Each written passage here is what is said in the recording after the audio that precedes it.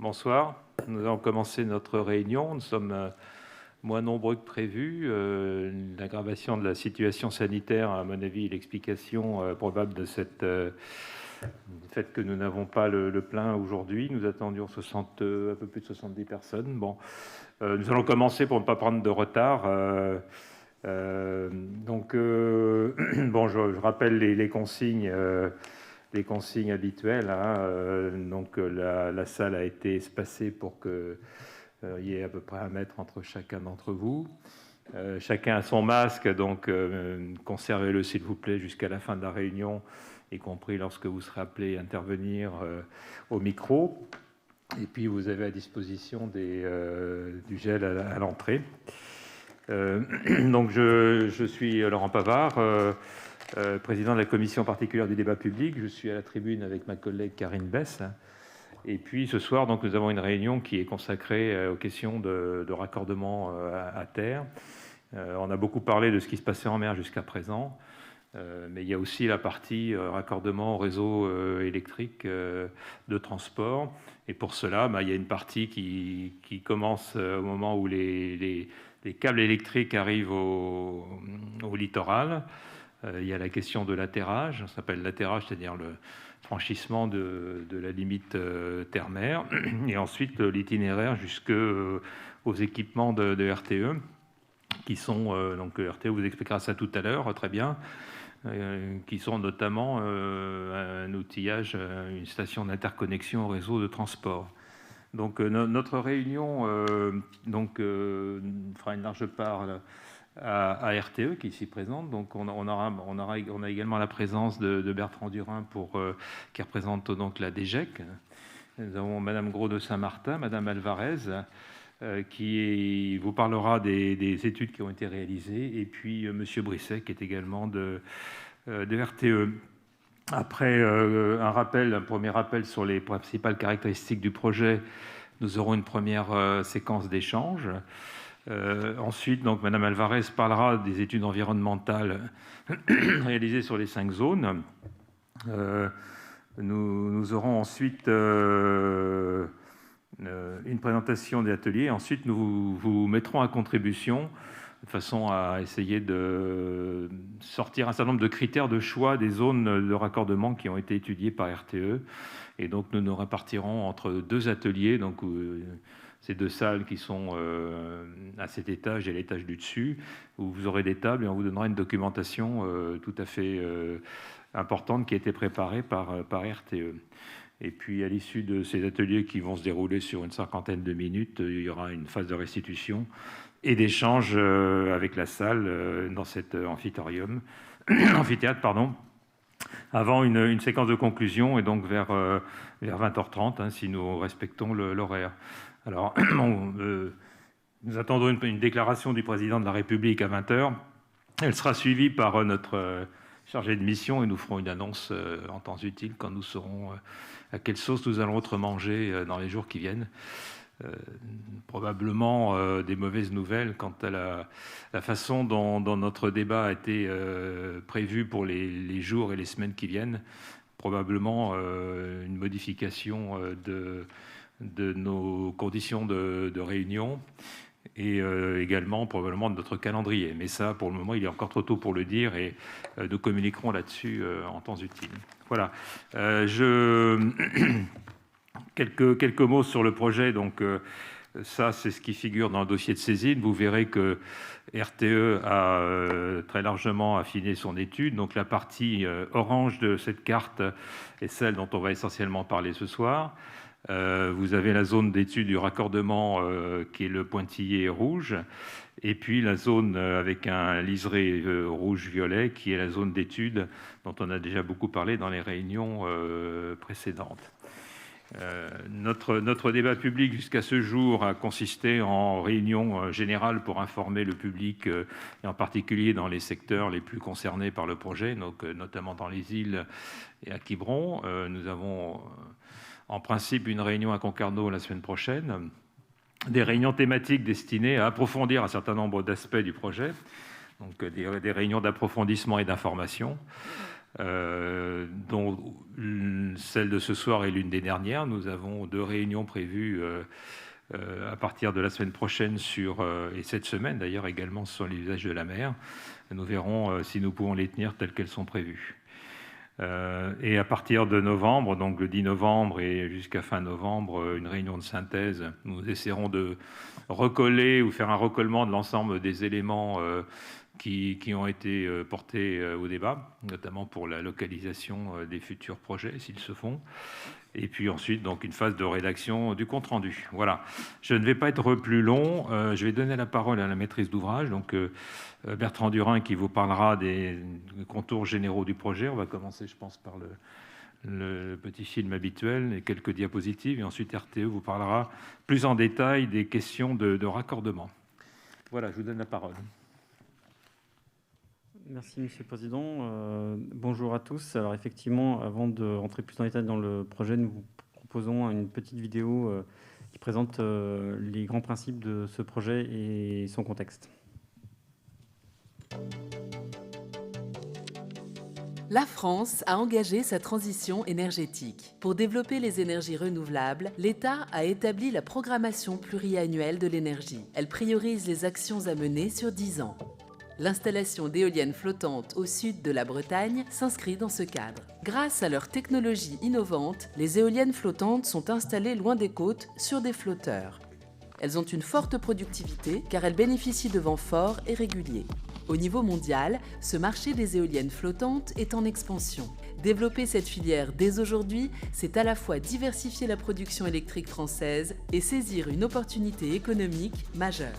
C'est pourquoi l'État, en association avec ses partenaires régionaux, souhaite faire construire 2 parcs d'éoliennes flottantes au sud de la Bretagne. Le premier aura une puissance de 250 MW et le second de 500 MW maximum. L'énergie produite sera transportée vers le réseau électrique par un raccordement commun. Ce raccordement sera construit par RTE. Les 2 parcs éoliens seront développés par des entreprises spécialisées qui seront sélectionnées après une procédure d'appel d'offres. Le premier parc sera attribué en 2021, le second à partir de 2024. Dès aujourd'hui, le public est invité à s'exprimer sur le projet dans le cadre d'un débat public. Il est organisé par une instance indépendante, la Commission nationale du débat public. Alors que le débat intervient très tôt dans la vie du projet, la question centrale du débat portera sur la localisation des futurs parcs et de leurs conditions de raccordement. L'État, en concertation avec les acteurs locaux, a identifié une zone propice à l'implantation des éoliennes. C'est la zone du débat. Elle se divise en 2 grandes parties. D'abord, la zone d'études en mer pour l'implantation des éoliennes. Ensuite, la zone d'études pour le raccordement électrique qui se trouve à la fois en mer et sur terre. Au sein de cette zone d'études en mer, l'objectif est d'identifier une zone préférentielle. C'est dans cette zone que les parcs éoliens auraient les impacts les plus faibles sur l'environnement et les activités humaines. En effet, de nombreux enjeux sont présents aujourd'hui au sein de la zone du débat. Environnement, défense nationale, sécurité et trafic maritime, tourisme et loisirs nautiques, pêche et aquaculture, activités économiques et portuaires, patrimoine et paysages, foncier agricole et le parc pilote d'éoliennes flottantes de Groix et Belle-Île. Le débat public doit aussi permettre de tous les identifier. Pour en apprendre plus sur le projet, l'État, RTE et le Conseil régional de Bretagne mettent à votre disposition le dossier du maître d'ouvrage, un document pédagogique et complet. Pour contribuer au projet, prenez part au débat.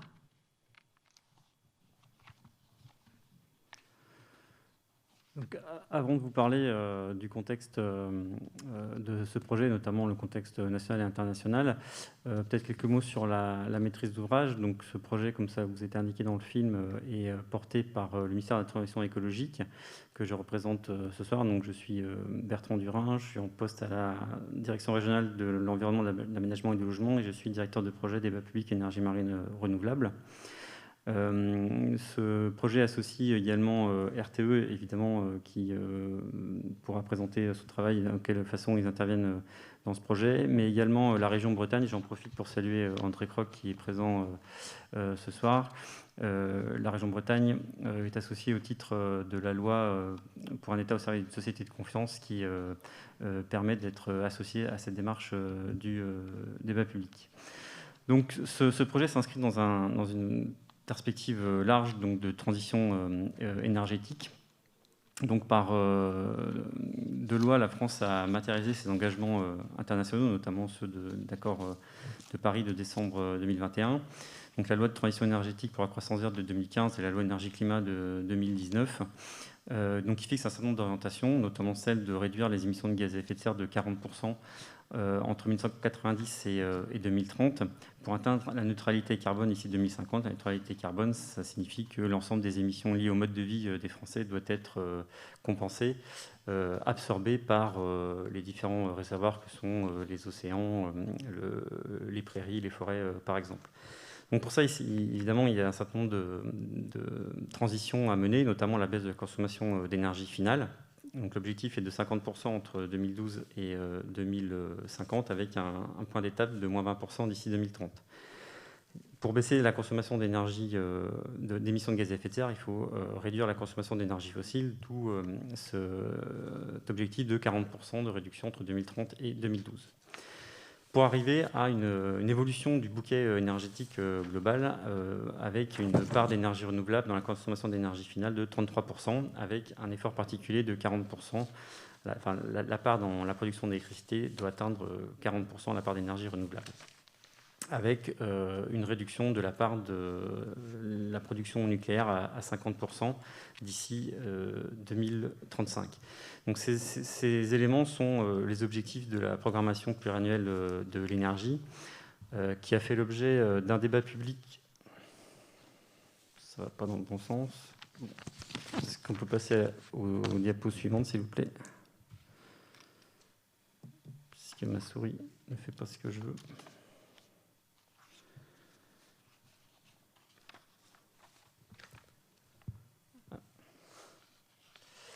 Voilà, oui, très bien, merci. Donc la programmation pluriannuelle de l'énergie a fait l'objet d'un débat public mené par une commission du débat public comme celle qui nous réunit ce soir. A fait également l'objet d'une consultation du public après les modifications liées au retour de la CPDP et de la CNDP. Donc, il a fait l'objet d'une consultation entre janvier et février 2020 et a été publiée par décret en avril 2020. Et donc, cette programmation pluriannuelle de l'énergie prévoit le développement de parcs éoliens flottants et posés sur l'ensemble des façades, et en particulier pour le projet qui nous réunit ce soir, un premier parc d'éoliennes flottantes de 250 MW au sud de la Bretagne. La particularité, mais ça va me permettre de passer la parole à RTE, c'est que ce projet prévoit bien des parcs flottants au sud de la Bretagne, donc avec une première phase avec un parc attribué après une procédure d'appel d'offres fin 2021, début 2022 pour 250 MW, sera complété par un second projet attribué à partir de 2024. La programmation pluriannuelle de l'énergie, comme son nom l'indique, prévoit un calendrier et avec une attribution périodique de projets. Et donc cette deuxième phase portera sur 500 MW et bénéficiera d'un raccordement mutualisé, mais c'est bien l'objet de notre soirée de ce soir. Je vous remercie, je passe la parole à RTE pour la suite. Merci beaucoup Bertrand. Donc avant de rentrer dans le vif du sujet, la zone d'implantation du raccordement et les caractéristiques techniques du projet, quelques mots sur nos attentes en tant que maître d'ouvrage du raccordement pour ce soir. En fait, nous, ce qu'on souhaite pouvoir faire, c'est discuter avec vous sur les caractéristiques des zones, sur ce que vous connaissez, les zones où vous voyez comme particulièrement favorables pour le passage du projet, ou au contraire particulièrement défavorables. En fait, c'est la première étape de longues années qui vont nous mener du débat public jusqu'à la mise en service du projet, qui est prévue à horizon 2028. Donc, nous aurons le temps. Après le débat public, en fait, on va engager une concertation avec vous tous dans les territoires qui s'appelle la concertation Fontaine, qui partira de la zone d'étude qui sera définie suite au débat public, s'il se poursuit, et jusqu'à ce qu'on appelle un fuseau de moindre impact. Donc c'est le corridor de raccordement qui a le moins d'impact sur l'environnement. Et ensuite, on arrivera à l'enquête publique qui est définie par des tracés de quelques centaines de mètres seulement. Et ce tracé est défini suite à la conduite d'un tas d'études, et notamment l'étude d'impact, qui est un peu la pièce maîtresse des demandes d'autorisation qu'on formulera à ce stade-là du projet. Mais ça sera dans quelques années. Ce soir, on est là pour débattre de la zone d'implantation large du raccordement.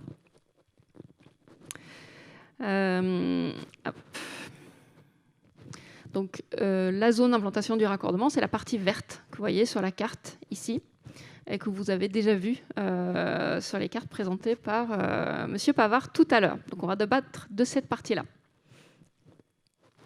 Alors maintenant, qu'est-ce que le raccordement en fait? De quoi on parle? Qu'est-ce qu'on cherche à implanter dans cette zone? Si la souris veut bien me suivre. Voilà. Le raccordement électrique, donc ça commence où? Ça commence avec le poste électrique en mer. Ça, c'est ce que vous voyez tout à gauche de la partie raccordement qui est détourée en bleu. De quoi parle-t-on? En fait, c'est une plateforme qui est construite sur ce qu'on appelle un jacket. Donc, c'est un peu comme la tour Eiffel, en fait. Et là-dessus, on a une plateforme. Et sur cette plateforme, des équipements électriques qui permettent d'élever le niveau de tension en mer. À quoi ça sert? Ça sert à réduire les pertes et à réduire le nombre de câbles nécessaires. Entre les éoliennes et la sous-station ou le poste électrique en mer, il y a peut-être une dizaine de câbles pour 750 MW. Quand on sortira du poste électrique en mer, il n'y en aura plus que 3. Donc 3 câbles qui seront installés en 2 étapes. Une première étape pour le premier projet de 250 MW et une deuxième étape pour le second projet de 500 MW. Donc au total, 3 câbles. Donc à quoi ressemble un câble sous-marin? Ça ressemble à ça. Si vous voyez là. C'est un câble avec 3 phases, triphasé. C'est ce qu'on utilise en France. Et ça, c'est taille-là, comme un ballon de foot à peu près.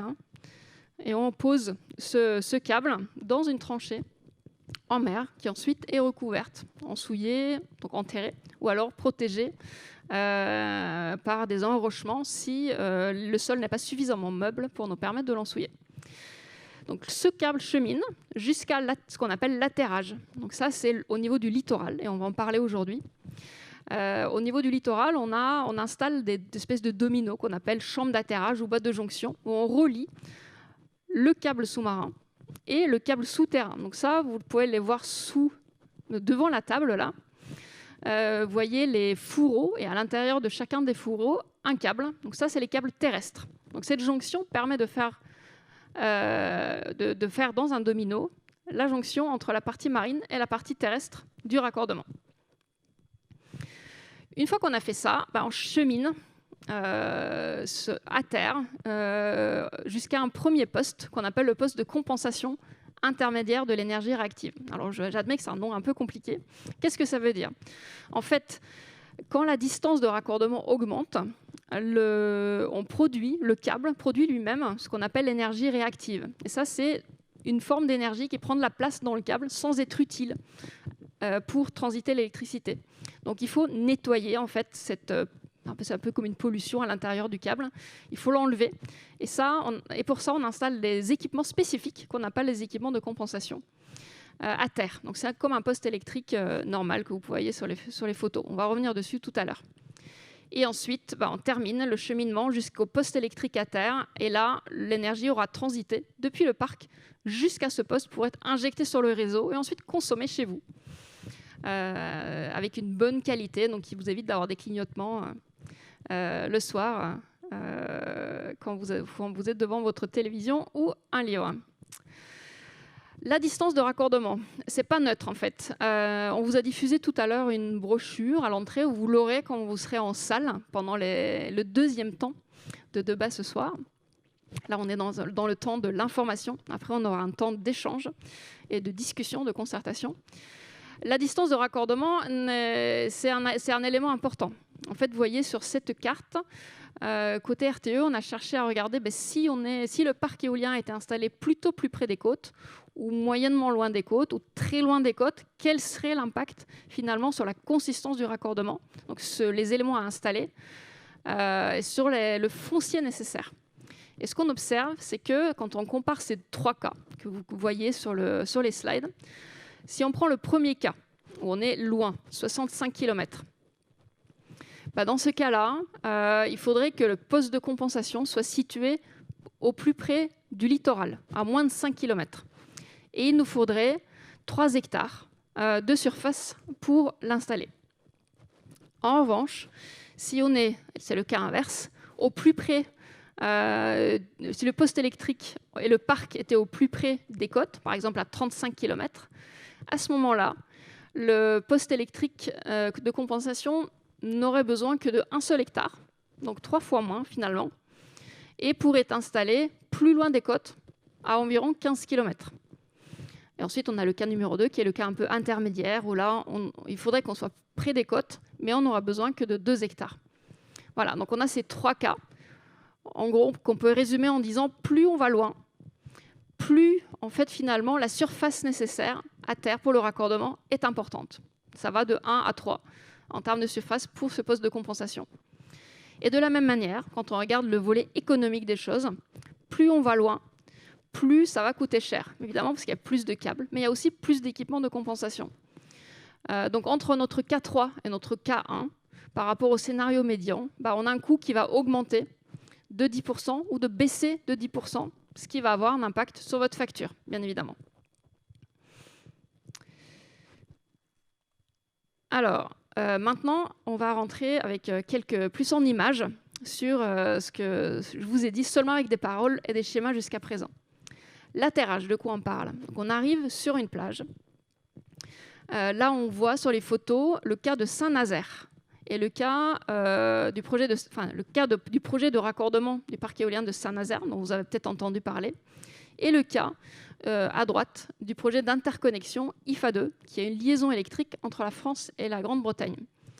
Et dans les deux cas, dans le premier cas, pour Saint-Nazaire, vous voyez la première image qui a été prise pendant les travaux. Donc on a utilisé ce qu'on appelle la technique de la tranchée ouverte, c'est-à-dire qu'on creuse la tranchée, on pose des fourreaux et ensuite on tire le câble. Donc l'image de gauche montre à peu près ce qu'on voit pendant cette phase de travaux. La seconde image montre ce qu'on voit une fois qu'on a fini les travaux. Vous voyez que l'impact du raccordement au niveau de l'atterrage, c'est essentiellement pendant la phase travaux. Après, on ne peut pas voir qu'en fait, il y a un câble sous la plage, sauf le petit panneau qui dit qu'il y a quand même un câble en dessous. Deuxième cas, c'est le cas de l'interconnexion IFA2. Là, on était avec une technique en forage dirigé, avec une plateforme qui est installée sur un parking avant la plage. Et la technique de forage dirigé, en fait, permet de passer sous la dune, donc sans impacter finalement les dunes devant la plage. Donc ça, c'est une technique qu'on utilise quand il y a des espèces protégées identifiées dans les dunes. Il faut évidemment que les conditions soient favorables pour pouvoir le faire. Et de la même manière que pour Saint-Nazaire, vous voyez le parking qui est en cours de réhabilitation. Après les travaux, on verra rien non plus de la même manière. On continue notre cheminement. On arrive sur la liaison électrique souterraine. Et là, je vais vous montrer en image comment ça se passe. En film, plus exactement. Pour assurer le transport de l'électricité depuis les sites de production jusqu'au point de consommation, RTE exploite des lignes électriques à haute et très haute tension, aériennes ou souterraines. Les liaisons souterraines, une fois installées, ont l'avantage d'être invisibles. Mais que se passe-t-il pendant et après le chantier de ces liaisons souterraines ? Une fois les autorisations administratives obtenues, les travaux peuvent débuter. La première étape consiste à creuser une tranchée. Sur les terrains agricoles, la terre végétale est d'abord retirée. Les différentes couches de terre sont extraites, triées et stockées séparément pour préserver leur qualité. En milieu urbain, le creusement se fera d'abord dans la voirie, en faisant très attention aux autres réseaux souterrains. Une fois la tranchée creusée, la pose des fourreaux peut débuter. Les fourreaux sont des tubes dans lesquels les câbles électriques sont tirés. Ils assurent une protection supplémentaire des câbles en cas d'agression extérieure. Vient ensuite le moment du remblaiement autour des fourreaux, d'abord avec des matériaux particuliers comme du béton en milieu urbain et principalement des matériaux fins en milieu agricole. Que ce soit en milieu urbain comme agricole, les fourreaux doivent toujours se trouver à au moins 1 mètre de profondeur, tandis qu'à 20 cm au-dessus de l'ouvrage électrique, des grillages avertisseurs rouges seront disposés pour alerter sur la présence des câbles. En milieu agricole, les terres végétales extraites mises en réserve en premier sont restituées en dernier, afin que les cultures puissent reprendre normalement. Dans le cas d'une liaison double, pour augmenter les capacités de transit, le même principe est répété avec 2 fois 3 fourreaux. Les chambres de jonction servent à raccorder les différents tronçons de câbles entre eux. Parfois, pour franchir certains obstacles, RTE utilise la technique du forage dirigé, qui évite la réalisation d'une tranchée. Uniquement pendant la phase des travaux, cette technique nécessite l'installation de plateformes au point d'entrée et de sortie du forage. En milieu agricole, sur une bande de largeur variable, des bornes de repérage rouges, placées à la surface le long de l'ouvrage, permettent d'identifier la présence de la liaison souterraine. Les propriétaires ne pourront plus construire ni planter d'arbres à longue tige. En revanche, les cultures pourront ainsi reprendre. Ces travaux peuvent donner droit à différents types d'indemnisation pour les populations impactées. En compensation de cette servitude, les propriétaires perçoivent une indemnité forfaitaire. L'exploitant des terres touchera quant à lui une indemnité au titre du chantier. RTE s'attache à restituer un paysage exempt de toute trace de travaux.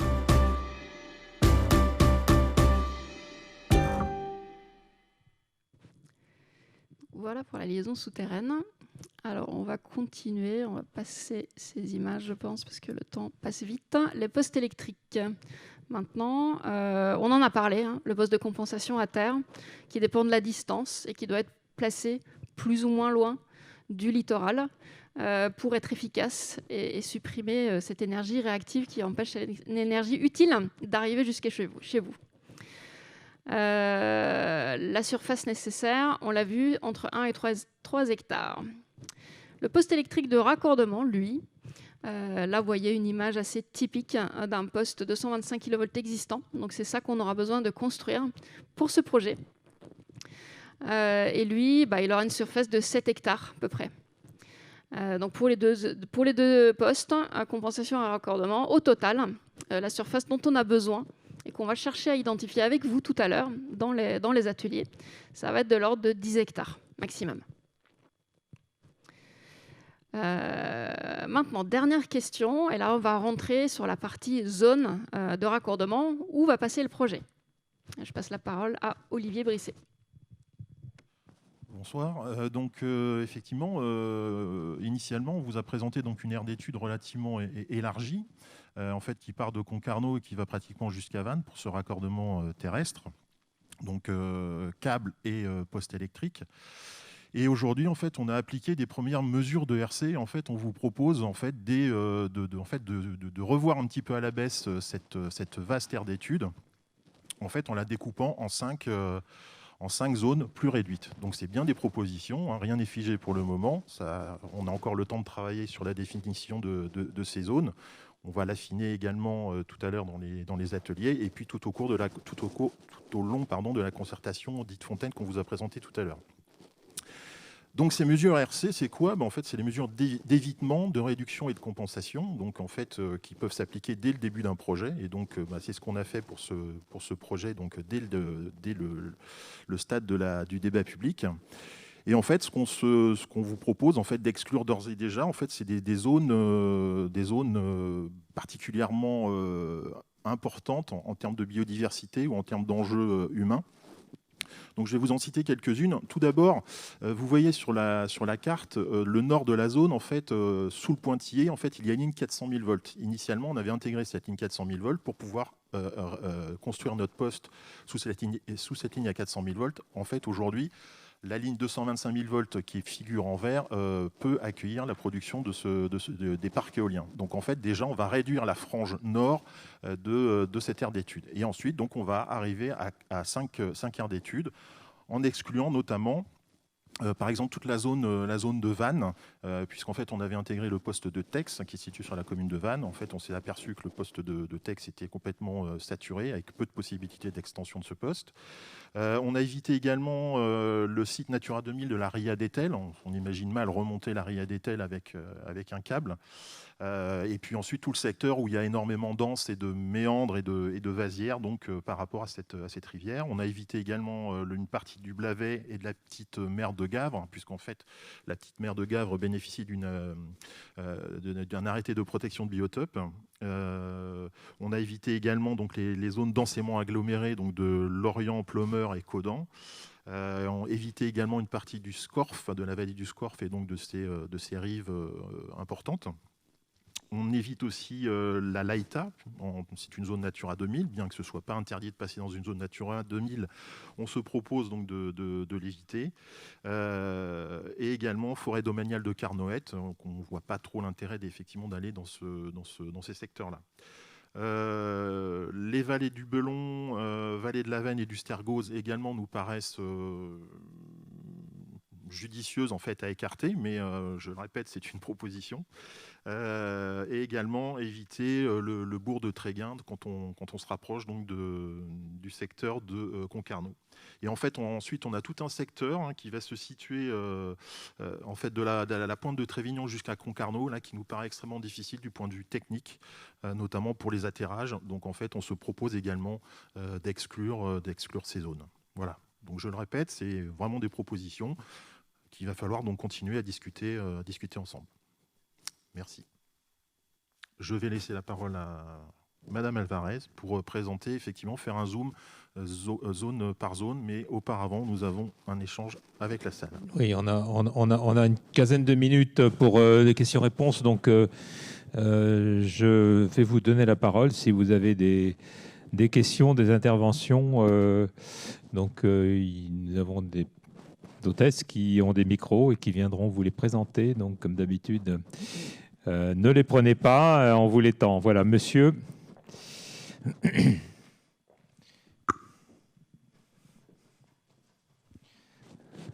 Oui, bonjour, Jean-Gabriel Samzin, scaphandrier en retraite, 40 ans de boulot le long de la côte. Ma question, quelles que soient d'ailleurs les 5 zones, c'est l'extension, enfin entre, je dirais, les 30-40 mètres de profondeur où le cap va être soumis à la houle et l'arrivée à la côte, c'est-à-dire qu'il semblera difficile de conserver les câbles enterrés, à moins de les recouvrir par un énorme sarcophage béton. Et j'ai l'expérience parce qu'il y a des tuyaux et je me suis occupé beaucoup de tuyaux dans ce coin-là et de câbles également. Merci. Alors, quelques précisions peut-être sur la façon dont les câbles sont déroulés en mer et protégés. Alors, nous allons lancer des études en mer pour qualifier effectivement la nature des fonds, des études géophysiques et géotechniques. L'objectif de ces études, c'est de déterminer le meilleur passage possible. Une fois qu'on a fini le débat public, on sait à peu près où on va, hein, le point A, le point B. Donc sur cette base, on regarde la profondeur d'ensouillage qui est nécessaire, qui est possible. Si jamais on est obligé de passer dans une zone où l'ensouillage n'est pas possible, il y a plusieurs moyens de protection qui sont mis en œuvre de façon générique dans le monde pour les câbles de puissance. Donc la première technique, c'est ce qu'on appelle l'enrochement, c'est-à-dire qu'on met des roches par-dessus le câble pour le protéger. Et ce volume et la pente est défini de façon à tenir compte de la pêche, par exemple, pour que on puisse continuer à chaluter par-dessus. Et aussi, évidemment, sont dimensionnés pour bien protéger, pour que le câble reste stable à tout instant par rapport à la houle et au courant. La deuxième technique, c'est ce qu'on appelle les matelas béton. C'est également une technique possible qui est assez largement mise en œuvre. Après, il y a des coquilles en fonte aussi qu'on peut mettre, qui sont aussi possibles. Voilà, donc on détermine les moyens de protection en fonction des fonds marins et des conditions spécifiques de site qu'on va étudier de façon plus approfondie dans ce qui suit après le débat public. Voilà, j'espère que ça répond à votre question, monsieur. Enfin bon, il y a déjà du câble, peut-être de centrales électriques en mer, pas tellement en France, mais les Allemands, les Anglais ont une expérience assez longue. Et puis on a quand même des relations avec les Anglais sous forme électrique aussi. Oui, nous avons un câble que nous exploitons depuis 1986. Donc nous avons une certaine expérience. Il y a eu des défauts sur ce câble que nous avons réparé. Et donc nous avons été amenés à installer des enrochements complémentaires, par exemple. Voilà. Autre question ? Monsieur devant ? Oui. À vous. Oui. Chantal Holzhauer-Pocard, j'habite Névé. Je suis simple citoyenne, affiliée nulle part, ce qui me donne une certaine liberté de penser et de dire les choses. Donc je vais faire d'abord une petite remarque générale et ensuite je vais parler précisément de ces points d'atterrage et de postes de compensation. J'ai écouté en vidéo avec intérêt le mot d'accueil de Monsieur le maire de Lorient le 11 septembre 2020. J'ai noté sa grande implication et celle de son équipe municipale dans le projet du parc éolien flottant. Un projet, dit-il, porté assez largement pendant la campagne des municipales à Lorient. Il dit être heureux que la CNDP mette l'accent sur un projet qui mérite un débat démocratique, pédagogique et explicatif. Pour moi, la démocratie, c'est que tout le monde dispose de l'information au même moment. Je constate donc qu'à Lorient, fin février, début mars, campagne municipale oblige, l'information est donnée, même portée. Alors qu'à Névé et d'autres communes alentours, c'est le 7 septembre que la population est partiellement informée par la plaquette du projet distribué dans certains secteurs uniquement. Je me suis donc tournée vers la mairie de Névé pour avoir des informations complémentaires. À mon grand étonnement, c'est moi qui ai apporté la plaquette que le secrétaire de mairie n'avait pas eue. Devant les remarques de différentes personnes, je sais qu'une réunion a été planifiée le 3 novembre à Concarneau, probablement annulée pour cause de Covid. Le débat public pourra-t-il être prorogé? Lorient porte le projet haut et fort, mais sans réelle nuisance visible du parc éolien et sans les désagréments occasionnés par le raccordement terrestre.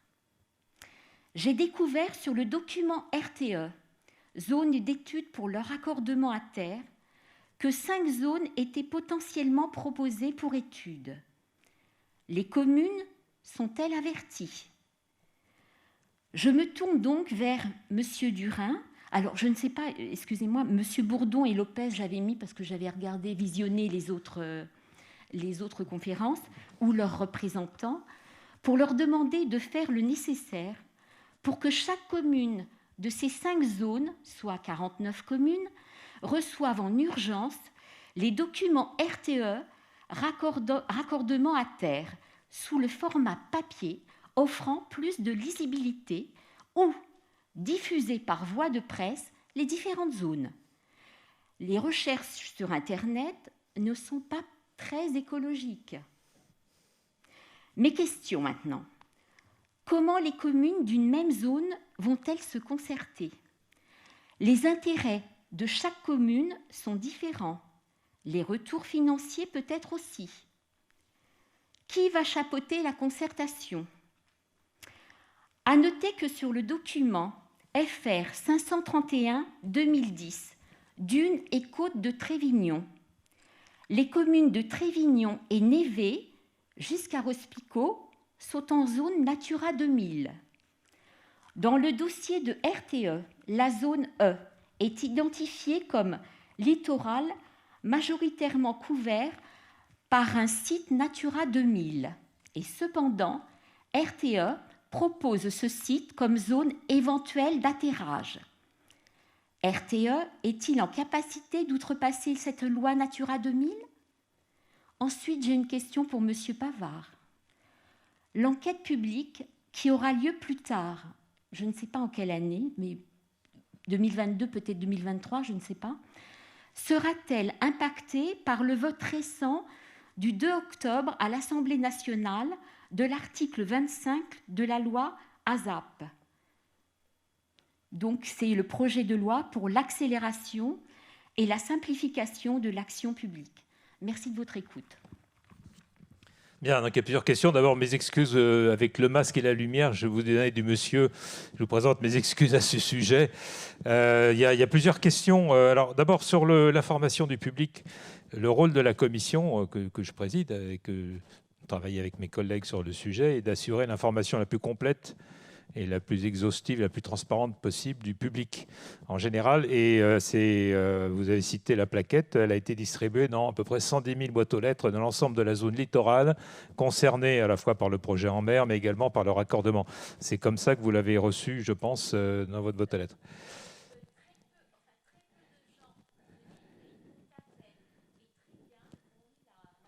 En tout cas, ils étaient dans la zone, enfin, je parle sous le contrôle du secrétaire général, ils étaient dans la zone de distribution. 110 000 boîtes aux lettres. Hein, donc, quand on fait du boitage, il y a toujours des gens qui ne l'ont pas reçu, ou qui... Oui, attendez, si vous ne parlez pas dans le micro, ce n'est pas enregistré. Ça, c'est le point que je voulais vous donner. Je vais peut-être répondre tout de suite sur la loi ASAP. La loi ASAP s'appliquera évidemment à la suite des opérations de ce projet, puisqu'elle concerne notamment les projets éoliens en mer. Et notamment le fait que le gouvernement pourra, avant même la fin du débat, commencer à présélectionner certains candidats industriels. Je le constate avec vous, la Commission nationale du débat public a fait une communication sur ce sujet. Je vous invite à en prendre connaissance sur notre site, enfin sur le site du débat sur lequel vous avez beaucoup d'informations, notamment celle-ci. Pour ce qui concerne les questions, donc il y en a qui concernent plus RTE. Bon, je ne sais pas si Gros de Saint-Martin ou Bertrand Durin veut répondre, peut-être vous. Je peux répondre sur la partie de la diffusion du dossier du maître d'ouvrage que vous réclamez. C'est une question qu'on s'est posée à l'origine dans la communication. Donc, finalement, comme l'a expliqué M. Pavard, il y a eu un boitage d'un certain nombre de documents avec effectivement peut-être les petits loupés qui peuvent arriver. Mais concernant le dossier du maître d'ouvrage, c'est un dossier socle qui fait une 50aine de pages, complété par à peu près de mémoire une centaine ou 150 pages complémentaires.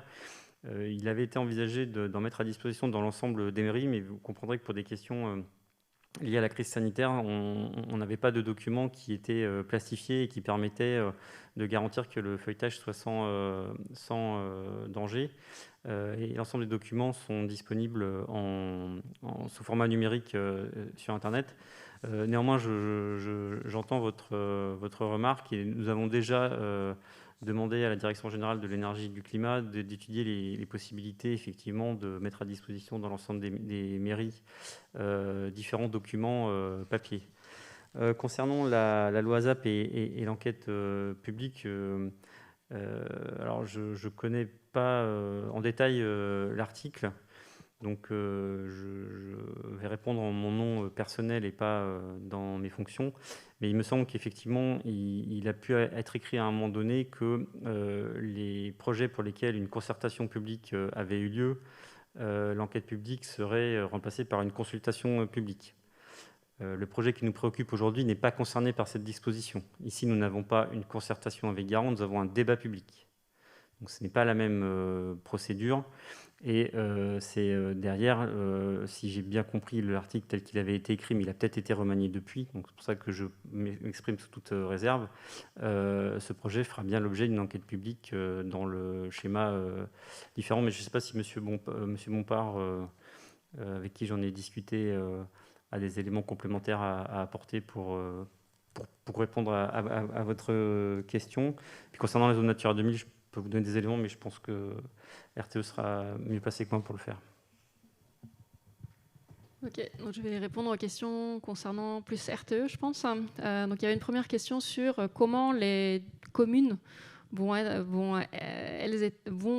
être concertées et qui va chapeauter la concertation finalement de ces communes qui peuvent avoir des intérêts divergents. En fait, ça touche bien à la concertation Fontaine qui va démarrer une fois que le débat public est terminé. Et cette concertation est chapeautée par le préfet. Donc le préfet informe et écrit à l'ensemble des communes concernées par la zone d'étude, donc qui, après le débat public, pourra être la zone A, B, C, D, E, ou un mix selon finalement les discussions qu'on va avoir ce soir. Et on a une première phase qui porte sur la définition plus précise de l'aire d'étude. Et ensuite, on regarde ensemble tous les fuseaux de raccordement qui sont envisageables. On étudie l'impact environnemental et sur les usages de chacun de ces fuseaux. Ensuite, on en discute avec les maires individuellement RTE fait du porte-à-porte et discute avec toutes les communes concernées. Et ensuite, on fait une réunion, c'est le préfet qui chapeaute ça, une réunion de conclusion où on valide le fuseau de moindre impact, qui fera ensuite l'objet d'une étude d'impact. Donc ça, c'était pour la question sur la concertation. Ensuite, zone Natura 2000, est-il possible d'implanter un raccordement comme ça dans une zone Natura 2000 ? Ça dépend. En fait, ça dépend du document d'objectif de la zone Natura 2000 en question. Donc, ce n'est pas une interdiction. Il n'y a pas d'interdiction d'y passer. Ça se regarde de façon très attentive. Ça s'étudie de façon approfondie avec des études à la clé. Ensuite, c'est un bilan complet qui est réalisé des différentes alternatives étudiées. Et si l'alternative qui a le moins d'impact est celle qui passe en zone Natura 2000, c'est possible. Mais évidemment, ce n'est pas un critère favorable pour le choix d'une zone. Voilà, donc on va prendre peut-être encore une question. Juste pour la réunion de Concarneau, madame, nous attendons les annonces présidentielles ce soir, donc nous serons évidemment obligés de nous y plier. Ça ne veut pas dire qu'elle sera annulée, hein. Ça veut dire qu'elle sera organisée soit différemment, soit plus tard. Nous aurons bien compris et entendu le message, et il y aura... le public du Finistère sera évidemment associé au débat. Une dernière question. Jean-Pierre, tu voulais intervenir, on va te donner un micro, sur l'aspect loi ASAP. Oui, alors sur la loi ASAP, là j'interviens en tant que membre de la Commission nationale du débat public. Donc vous trouvez la lettre de la présidente sur notre site CPDP. Alors maintenant c'est l'article 25 ter, suite à la commission mixte paritaire. Ce qui change, ça ne change pas la procédure telle que ça a été exposé. Ça ouvre la possibilité, effectivement, au dialogue concurrentiel avant la fin du débat public, mais ça ne change pas la procédure telle que ça a été présenté au départ. Évidemment, cette position n'a pas reçu un aval favorable de la Commission nationale du débat public, dans lequel elle considère qu'il faut mener le débat public jusqu'au bout avant d'ouvrir le dialogue concurrentiel. Question là, une dernière. Armand Quintel, si j'ai bien reconnu. Bonsoir.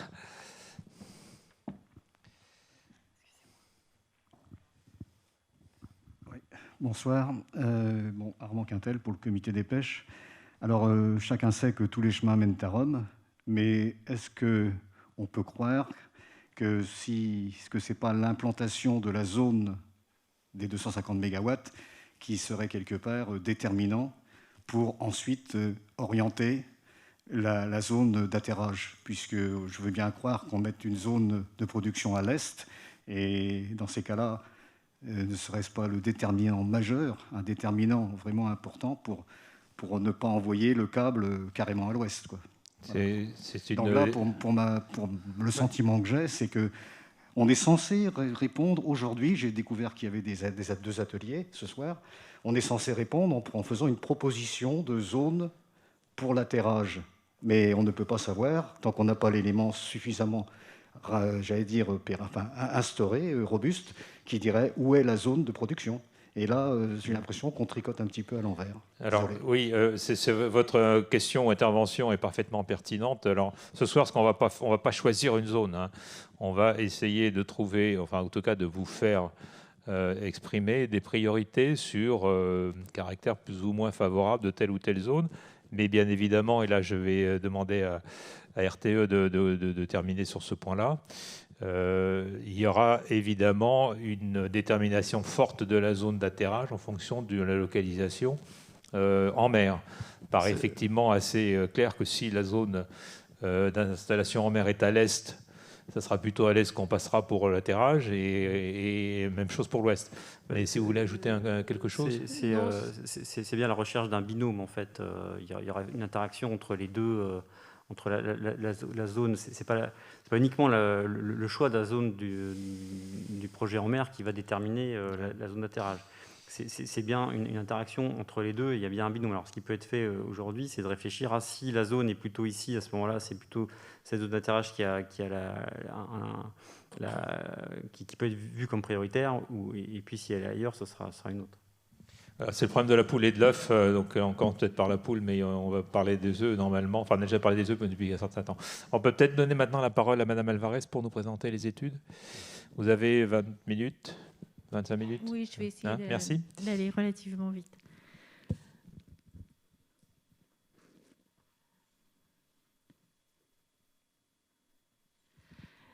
Donc, je vais vous présenter les principaux éléments de l'étude bibliographique qui a été réalisée pour le raccordement terrestre au niveau des 5 zones d'études.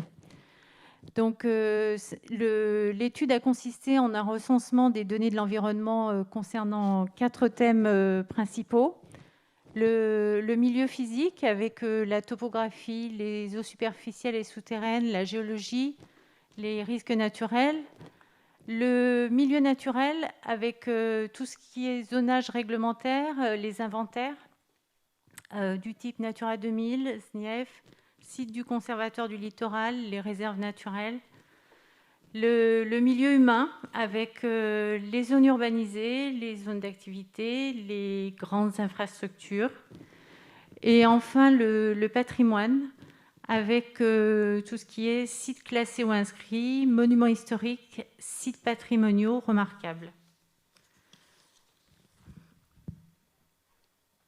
Non. Donc, cette analyse a pour but de déterminer les grandes caractéristiques de chaque zone d'étude afin de définir les potentialités ou les enjeux de chacune de ces zones vis-à-vis du raccordement terrestre. Donc, je vous propose maintenant de passer en revue les 5 zones qui ont été déterminées. Donc, d'abord la zone A. Donc, la zone A c'est la zone qui se situe le plus à l'est de la grande zone d'études qu'il y avait auparavant. Elle est délimitée côté est par Auray, il y a le golfe du Morbihan, Auray et la presqu'île de Quiberon. Et côté ouest par l'Etel.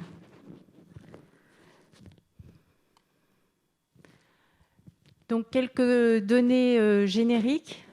Il y a 11 communes de concernées, avec notamment Erdevenne et Plouarnel au sud et Pluvigny au nord. Ce sont toutes des communes qui sont situées dans le Morbihan. La superficie est de 189 km² et la densité est de 138 habitants au kilomètre carré. On voit en haut de l'aire d'étude, en vert, les lignes à 225 000 volts sur lesquelles il faudra se raccorder. Donc, concernant le milieu physique, on a un réseau hydrographique très ramifié, principalement orienté sur un axe est-ouest et composé essentiellement de petits cours d'eau secondaires. Nous avons un captage d'eau potable au nord de la zone d'étude.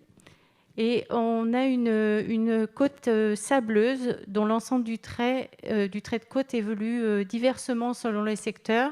Sur certains secteurs, il y a des avancées et sur d'autres, il y a du recul. Pour le milieu naturel, les principaux milieux d'intérêt, les milieux riches, les sites Natura 2000, SNIEF, Conservatoire du littoral, se situe au niveau du littoral. C'est ce qui est noté, il y a une tache, ce qui est en rose. Et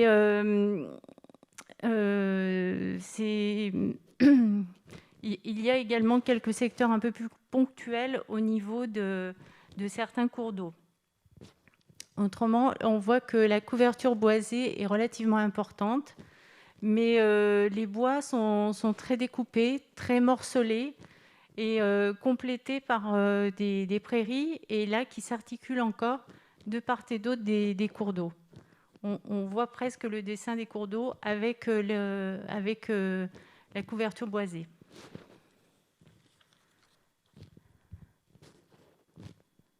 Pour le milieu humain, Donc, en marron, ce sont les principaux bourgs. On voit qu'ils ponctuent régulièrement la zone d'étude. Il y a un bâti diffus omniprésent sur l'ensemble de l'aire d'étude. Il y a des zones d'activité installées principalement au niveau de la route départementale 165. Tout ce qui est camping, village de vacances, se situe au niveau du littoral. Et on a un espace agricole qui se partage entre culture céréalière et prairies. En grandes infrastructures, on a la route nationale 165 et la voie ferrée qui passe en parallèle. Et on a un réseau de routes départementales qui est relativement bien maillé. Enfin, le patrimoine. Donc, on voit qu'il y a de très nombreux monuments historiques, principalement concentrés côté sud, vers le littoral, et qui correspondent principalement à des dolmens, des alignements, des tumulus, auxquels s'ajoutent des croix, des chapelles, des églises, des châteaux. Et ces monuments historiques, on voit, sont cernés par un périmètre de rouge, des cercles rouges qui correspondent au périmètre de protection de 500 mètres, dans lequel l'avis de l'architecte de Bâtiments de France est requis.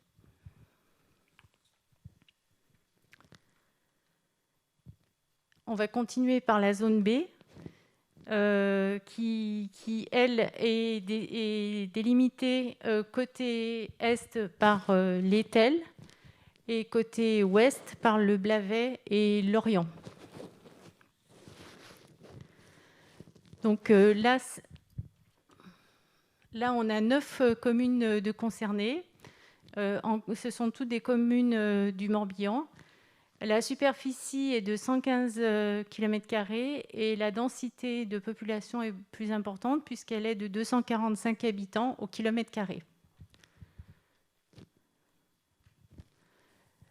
Là encore, on a un réseau hydrographique ramifié, mais cette fois plutôt d'axe nord-sud, alors que tout à l'heure, c'était plutôt est-ouest.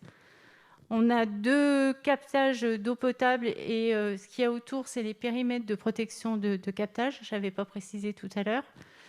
Et on a une côte sableuse des dunes dont l'ensemble du trait de côte avance. Tout à l'heure, on avait une avancée et un recul. Là, on n'a que de l'avancée. Là encore, les milieux les plus intéressants du point de vue du milieu naturel se situent au niveau du littoral, avec là encore des sites Natura 2000, des SNIEF, des sites du Conservatoire du littoral. On a, comme pour la zone A, quelques secteurs plus ponctuels aux abords des cours d'eau et des boisements encore très nombreux, mais toujours de la même façon, très découpés, très morcelés, avec quelques prairies seulement, beaucoup moins que sur la zone A, et toujours situés aux abords des cours d'eau.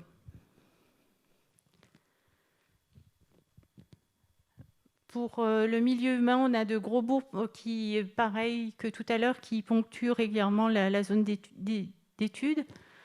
On a également un bâti diffus toujours très, très présent, des zones d'activité installées à proximité de la route départementale, sur le littoral des hôtels, des gîtes, et un espace agricole qui est dédié plus particulièrement aux cultures céréalières et aux légumes.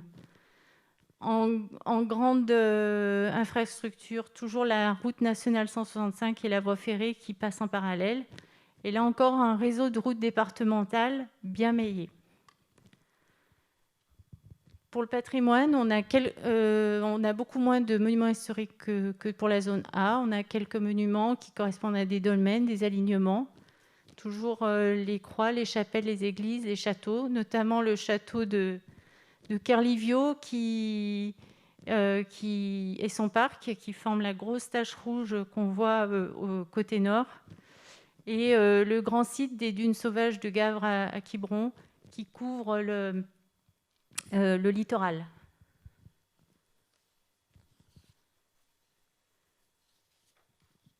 Donc on va passer à la zone C. Donc la zone C est délimitée à l'est par le Blavet et l'Orient, et côté ouest par la Laïta.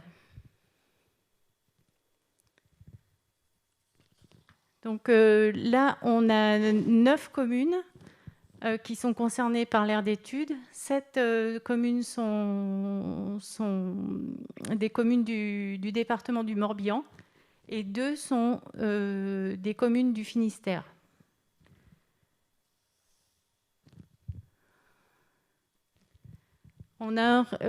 Sur cette aire d'étude, on a un réseau hydrographique toujours pareil, très ramifié, avec beaucoup de petits cours d'eau, et qui s'organisent principalement de part et d'autre du SCAV et qui ont un axe est-ouest. Par contre, au sud de la zone d'étude, les cours d'eau se font plus rares. On a deux captages d'eau potable avec leur périmètre de protection, et une côte à dominante rocheuse avec quelques belles plages. Le trait de côte évolue uniquement dans les secteurs sableux.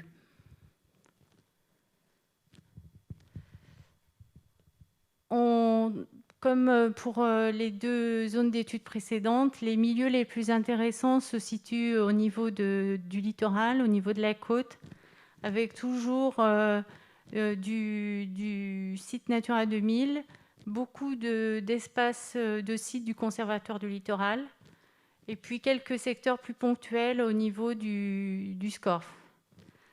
Là encore, des boisements très découpés, mais on voit que la couverture forestière est beaucoup moins importante que sur les zones A et B. Elle est vraiment concentrée au niveau des cours d'eau uniquement.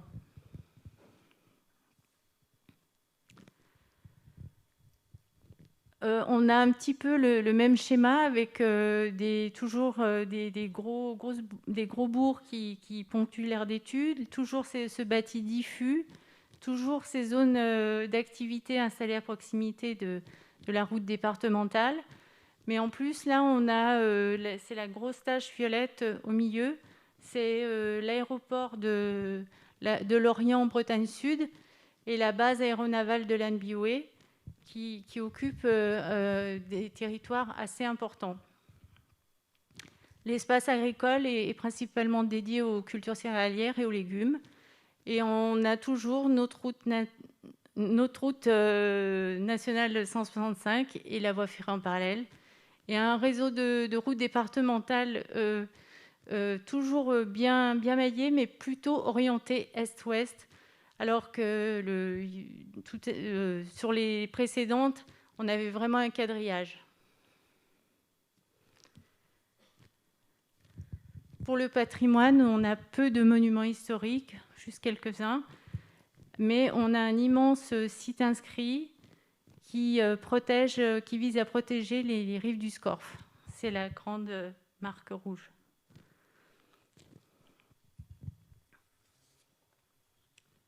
Donc on avance, et maintenant on en est à la zone D. Donc la zone D est délimitée côté est par la Laïta et côté ouest par le Belon.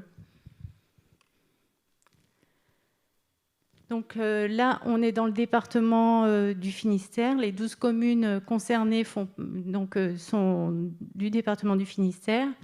On a 183 km² de superficie et une densité plus faible de 117 habitants au km².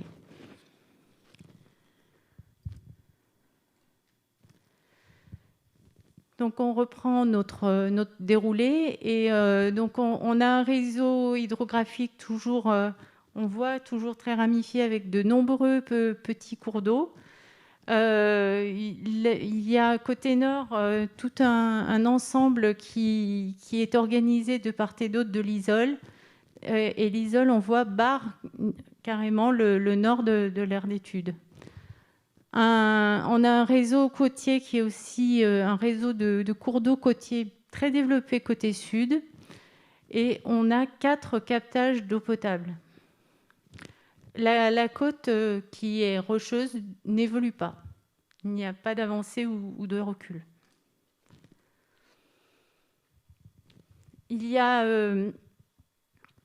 comme pour les autres zones d'études, les milieux les plus intéressants se situent au niveau du littoral, de façon un petit peu moins importante que les précédentes.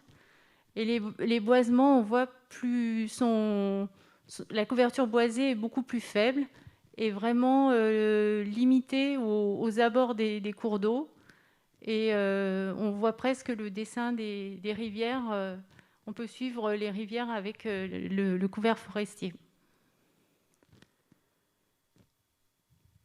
Le bâti, les zones urbaines, contrairement aux autres, se concentrent côté littoral. On a toujours notre bâti diffus qui est assez omniprésent. Toujours les zones d'activité au niveau de la route départementale, la route nationale 165. Des gîtes, des hôtels, des campings qui sont du côté littoral. Et toujours cet espace agricole consacré essentiellement aux cultures céréalières et aux légumes. On a toujours en grandes infrastructures la route nationale et la voie ferrée, mais qui cette fois ne passent plus en parallèle, elles sont distantes l'une de l'autre. Et on a un réseau de routes départementales cette fois qui est vraiment orienté est-ouest. Il n'y a plus ce maillage qu'il y avait précédemment. Pour le patrimoine, on a peu de monuments historiques, mais par contre, on a un immense site inscrit sur le littoral qui vise à protéger les rives de la Veine et du Belon, et ainsi que tout le littoral entre les rivières de Brignot et de Mérienne. Et enfin, on arrive à la zone d'étude E, donc qui, elle, est délimitée côté est par le Belon et la Veine, et côté ouest par Concarneau et le Moros.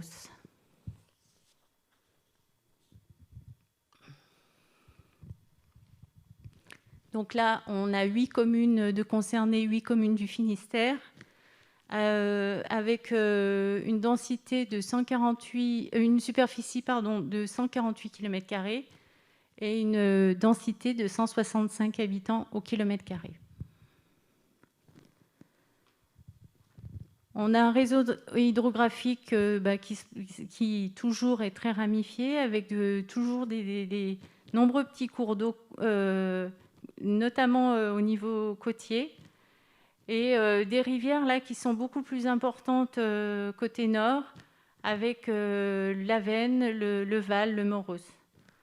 On a deux périmètres de protection qui occupent des superficies assez importantes, et le littoral se partage entre la côte rocheuse, entre côte rocheuse et plage, et le trait de côte évolue très très peu.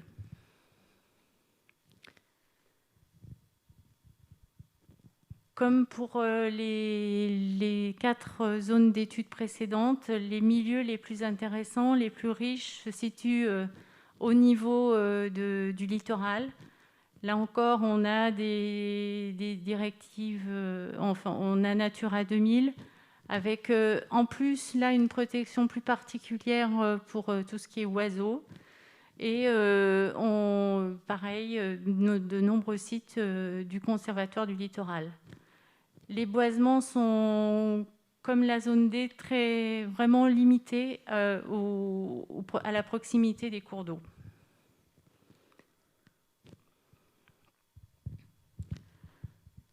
Les zones urbaines sont concentrées côté sud, côté du littoral. On voit qu'il y a un espace un petit peu vide au centre, et au nord, on a l'agglomération de Rosporden.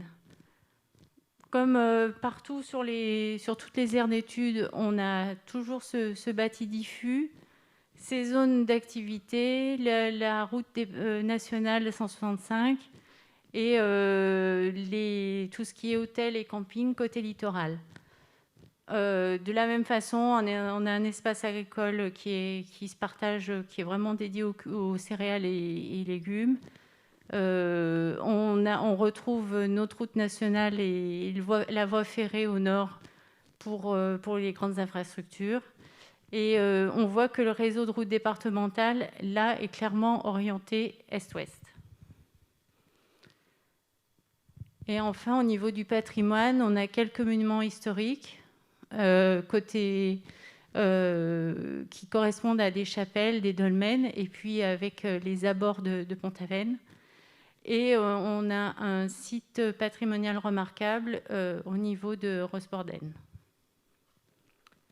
Donc voilà, on a fait le tour vraiment très rapidement des 5 zones d'études. Je vois qu'il y a une question, je ne sais pas si c'est... Le programme ne prévoit pas de séquence questions. Ah. Tous ces éléments-là, vous les avez dans des dossiers qui vous attendent dans les 2 salles d'atelier. Et donc, en fait, la séquence suivante, c'était la séquence des ateliers. Ouais. Donc, je pense que peut-être vous dire en gros ce qui est attendu de ces ateliers, c'est essayer de définir, disons, des critères de priorité ou dans le choix de la zone de raccordement, donc les 5 zones qui vous ont été présentées. Donc des questions qui vous seront posées, les meilleures zones pour accueillir l'atterrage, les critères et les enjeux les plus importants pour les choix de zones d'implantation des postes électriques. Donc ça n'a pas été trop précisé par Mme Alvarez, mais un poste électrique, c'est ce qu'on voit. Donc ça peut avoir des conséquences dans le domaine du patrimoine, des occupations de terre. Et puis éventuellement une hiérarchie pour établir, disons, pour le choix des 5 zones, avec le cas échéant également, ce qui est sur la table, la nécessité, le cas échéant, de réaliser des études complémentaires. De toute façon, le passage futur des câbles nécessiteront des études d'impact. Donc aujourd'hui, on n'est pas au bout de l'histoire. Hein. C'est ce que vous avez été donné, c'est une étude bibliographique. Donc vous avez analysé ce qui existe dans la littérature et des éléments complémentaires pourront être nécessaires, en particulier dans le domaine du patrimoine et de l'archéologie. Ce que je vous propose, c'est maintenant d'aller dans les 2 salles de réunion. Donc nous avons la salle Colbert qui est à l'étage supérieur et qui sera animée par moi-même, Claude Saint-Martin et un de ses collègues, et la salle Orient qui est à cet étage. Alors je sais qu'il y avait 2 représentants de la Chambre d'agriculture qui étaient inscrits ce soir. J'espère qu'ils sont là. Et s'ils sont là, je leur demanderai de se répartir, enfin un dans chacune des salles, dans la mesure où l'agriculture a quand même des choses à nous dire, je pense, sur cet aspect-là, puisque une partie le tracé se fera en grande partie en zone agricole, et il y aura besoin de foncier pour accueillir à la fois la station de compensation et la station de raccordement au réseau. Voilà, donc nous allons vous diriger. Tu voulais dire quelque chose, Monsieur le Président ? Pardon ? Juste préciser qui anime la salle du bas. Alors la salle du bas sera animée par Karine Bess et Olivier Brisset qui sont là, et c'est le deuxième de ses collègues. Donc nous allons vous diriger, donc on va diriger les premiers vers la salle Colbert. Et puis donc à peu près une 30aine de personnes, si on est une 60aine ce soir, par atelier. Bertrand, vous voulez dire quelque chose ? Je pourrais juste une petite précision. Dans la brochure qui vous a été distribuée en page 19, il y a différents cas qui ont été proposés par RTE. Ce sont des cas illustratifs. Et les cas 1, 2 et 3 ne présupposent à ce stade, bien évidemment, absolument pas le positionnement futur. Oui, il s'agit de la station en mer. De la station en mer. C'était juste pour éviter toute ambiguïté. Il s'agit bien d'une illustration pour donner à réfléchir sur les différentes options et l'incidence que ça peut avoir sur les coûts. Mais ça ne préjuge absolument pas du positionnement effectif de la future station en mer. Voilà, je vous propose de nous retrouver dans les deux salles de réunion. Donc, Colbert à l'étage, pardon. Et donc, nous avons une cinquantaine de minutes. Il faut que nous nous retrouvions ici, 20h, 20h05, juste pour l'annonce du président. Nous aurons donc une restitution de nos travaux.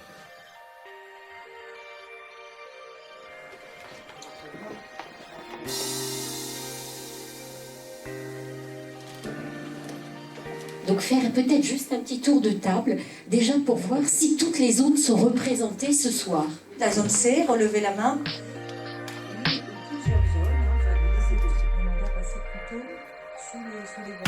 On a évoqué tout à l'heure le point de départ en mer, mais le point d'arrivée à terre est oui. Si passer dans une zone rocheuse, ça permet d'avoir un tracé terrestre plus court ou un tracé maritime plus court et moins contraignant, c'est une option qu'on ne peut pas fermer à ce stade. Et on cherche avant tout l'évitement, finalement, des zones les plus sensibles. Alors, est-ce qu'on a fait le tour des questions? Non, monsieur, encore un critère qui est important, c'est l'implantation du site en mer. Et il ne faudrait pas que pour des raisons terrestres, on dénature quelque part des choix qui seront portés et qui seront portés justement qui seront portés en mer. Voilà.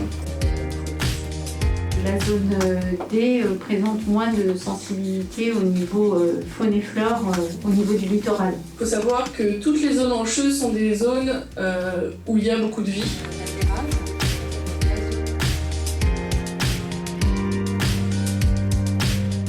C'est bétonné ces postes-là. On va avoir éventuellement des pistes pour faire circuler les engins à l'intérieur de ce poste. Aujourd'hui, on s'engage en fait à partir sur des postes qui vont être végétalisés au sol. On va essayer de faire ça à 5 mètres. Alors, on essaie de faire au plus proche, mais parfois on peut faire de façon plus éloignée. Je citerai le cas notamment de ce qu'on appelle la compensation agricole, où le poste, le poste de raccordement va prendre 7 hectares. Je découvre un petit peu les cartes. Je pense qu'il faut faire une analyse un peu plus fine par secteur, voir un petit peu l'impact que ça a sur l'agriculture, et au moins d'anticiper dans les projets. C'est ça notre gros malheur dans le secteur. Le raccordement sur les ouvrages aériens existants, un besoin en surface de 10 hectares est à prévoir. Je le répète, ce ne sont que des cas fictifs qui sont là pour illustrer une démonstration. Alors, je vous propose pour ne pas trop tarder, vous savez sans doute que le président annonce un confinement à partir de vendredi avec des modalités un peu plus souples que le précédent. Mais pas de réunion rassemblant beaucoup de monde. Donc on va vous le confirmer, mais il semble bien que nous ne pourrons pas faire les réunions prévues vendredi et la semaine prochaine. Donc on va regarder, on s'y attendait. Nous avons une réunion demain matin avec Madame Joanneau en visio sur les conséquences pour tous nos débats. Donc nous vous tiendrons informés de tout cela. Nous avons travaillé en groupe. Je vais proposer, donc je remercie les deux personnes qui ont accepté de rapporter les travaux des deux groupes. Je leur propose peut-être de venir à la tribune nous parler ou nous rendre compte de ce qui s'est dit. On commence par la salle Orient ou... La salle Orient, et après on passera à la salle Colbert.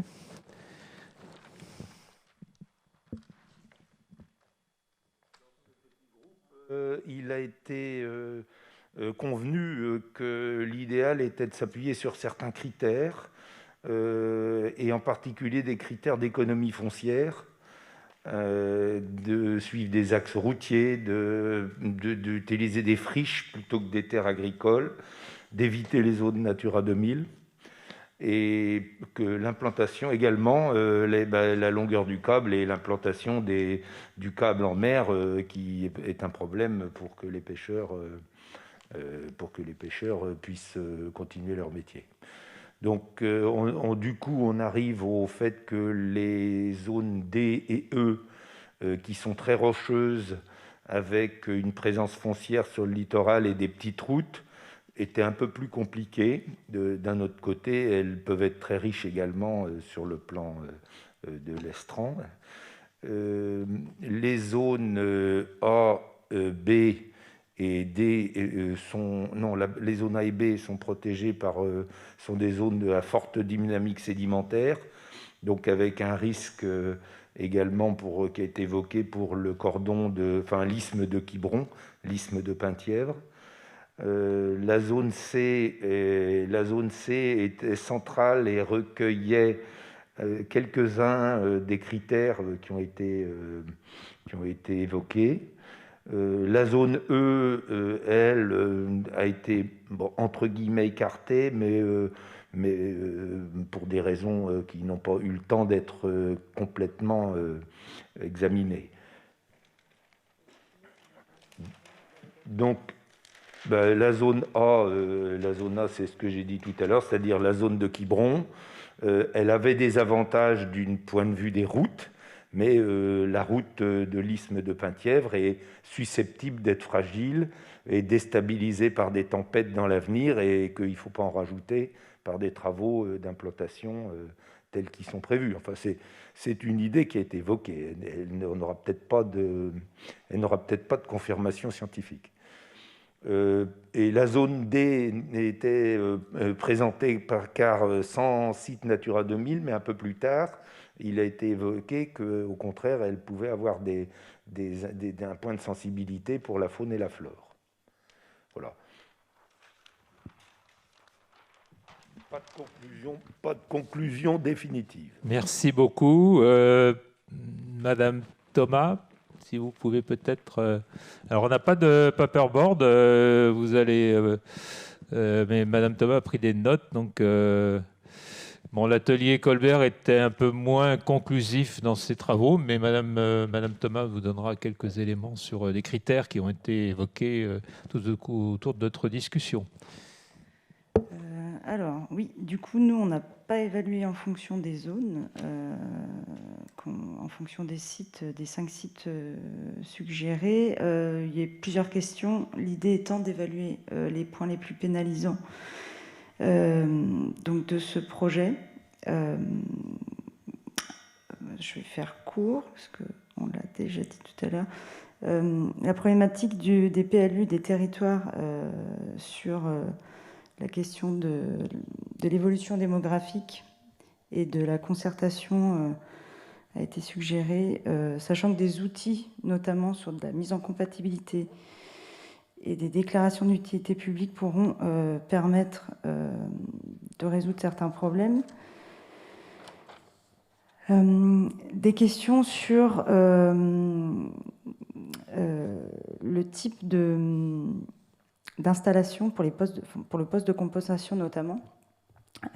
Plusieurs suggestions ont été faites sur le type d'aménagement avec des sols végétalisés notamment, les compensations agricoles et forestières, sur des exemples sur l'aspect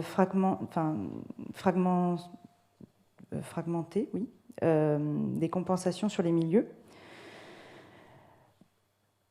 Dans une deuxième partie, sur les principaux critères et enjeux sur le prélèvement foncier, sachant qu'on est sur un besoin en surface de 10 hectares entre le poste de compensation et le poste de raccordement.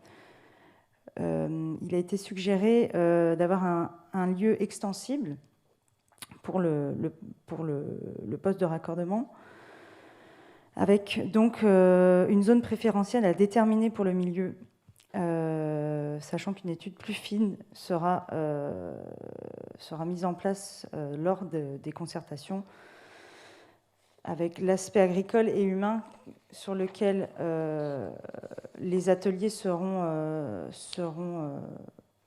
voilà, sur lequel ils se porteront plus précisément. Deux zones plus sensibles ont quand même été évoquées, la zone A et la zone E. Les documents d'objectifs seront évalués pour chaque territoire.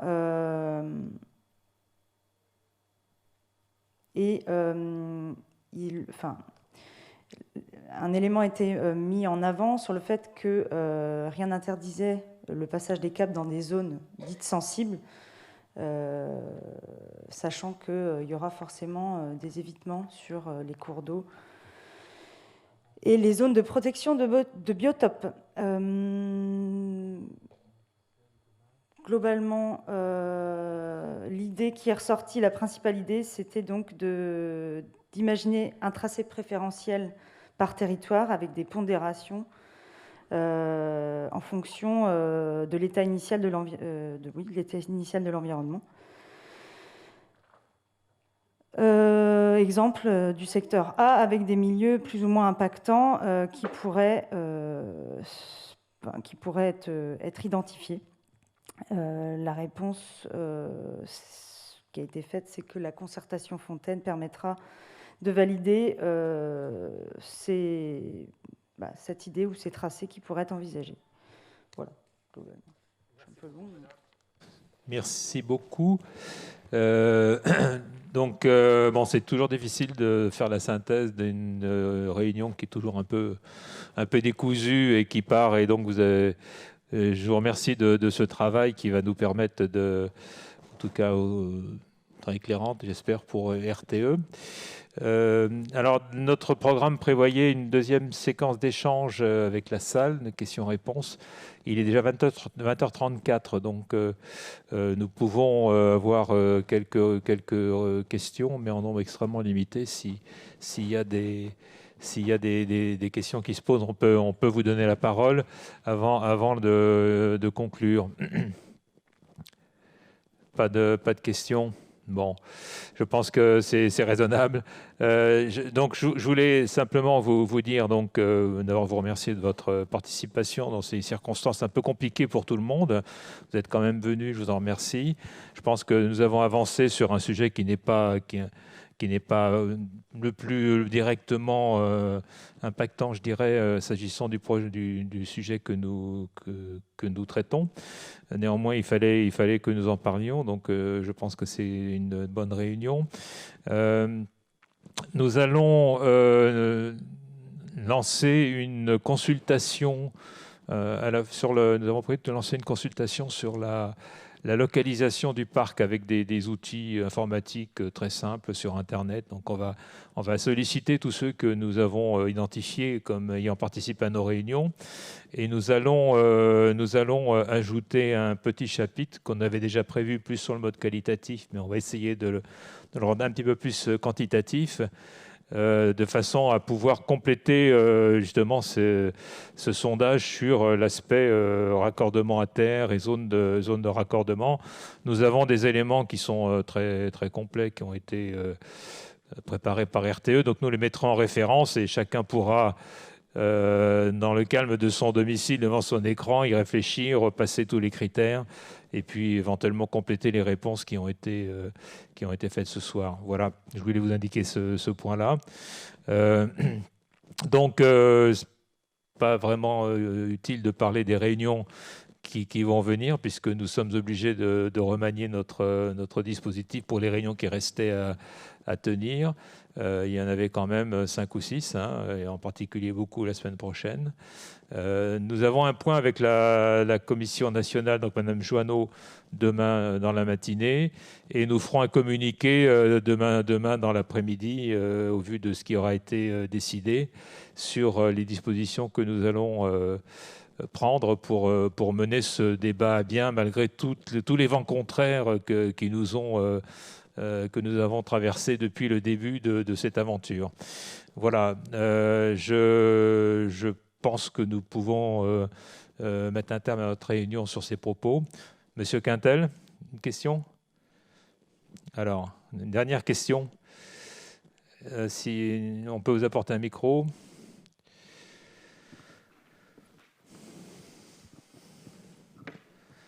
Si vous pouvez ne pas le prendre. Voilà, merci bien. Non, je voulais simplement vous en remercier et tous ceux qui sont présents. Je rappelle que là, on parlait au début de décision d'opportunité du projet. Pour la pêche, c'est une évidence qu'il est opportun d'évoluer un fonctionnement basé sur les énergies fossiles vers un fonctionnement qui serait tout à fait sur du renouvelable. Donc l'opportunité, pour nous, on ne la discute pas. On avait déjà adhéré à l'idée dans le cadre de la conférence régionale mer et littoral. Par contre, le point le plus important, si je puis dire, c'est comment va s'exécuter, va se faire le vivre ensemble sur ce territoire, sur la mer, entre les porteurs de projets et la pêche, qui est une activité historique. Donc quelque part, le deuxième point, c'est vraiment le consentement. Quand on fait un mariage, on vous demande, vous consentez-vous à prendre pour époux ou épouse telle ou telle personne. Et là, c'est un petit peu le même point dur, c'est le consentement, comment il va se dérouler. Et là, si j'osais, je dirais quelle va être la dot de la mariée, parce que voilà, on lâche quelque chose, on voit comment ça se passe. C'est un petit peu humoristique, mais c'est exactement le sens, comment il y aura des compensations en quelque sorte, qu'est-ce qui sera amené pour que personne n'y perde de trop, et que pour la pêche, ça ne soit pas simplement du perdant-perdant. Donc c'est un point qu'on n'a pas encore évalué, qu'on n'a pas encore vraiment dont on n'a pas débattu, et pourtant c'est là le point essentiel, et si on ne le résout pas, et forcément on va au conflit. Mais, voilà. Bon, j'ai évité d'exprimer ma frustration, mais nous avions 2 réunions sur l'usage de la mer qui avaient pour vocation précisément d'évoquer le sujet que vous soulevez, Monsieur Quintel. Donc cette réunion-là, elle n'est pas annulée, elle aura lieu sous des formes que nous allons imaginer. Nous ne pensons pas que, en particulier vis-à-vis de votre profession, les pêcheurs, il soit opportun de faire des réunions sur Internet ou avec Zoom. Il vaut mieux avoir des discussions en vis-à-vis. Donc, il faut vraiment qu'on regarde les possibilités que nous aurons. Ça sera probablement un délai supplémentaire pour notre débat, mais je pense qu'il faut aller au fond des choses sur ces aspects qui sont absolument fondamentaux. Voilà, je vous remercie. Restez à l'écoute. Nous allons vous communiquer pour la suite de notre débat. Merci, bonne soirée.